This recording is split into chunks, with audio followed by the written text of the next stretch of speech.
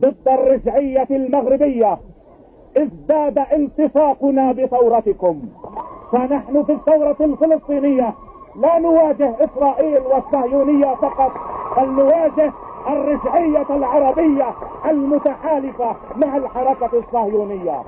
نحن في الثورة الفلسطينية نعتبر العميل الحسن الثاني عدوا لنا كما هو عدو لكم.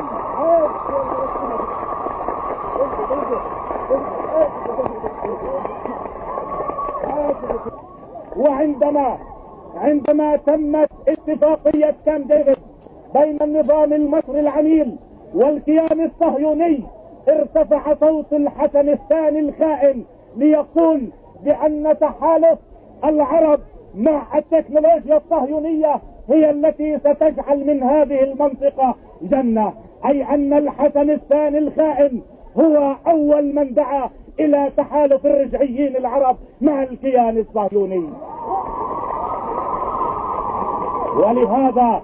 ولهذا فنحن ننظر بإعجاب شديد إلى نضالكم البطولي ضد هذا الخائن العميل.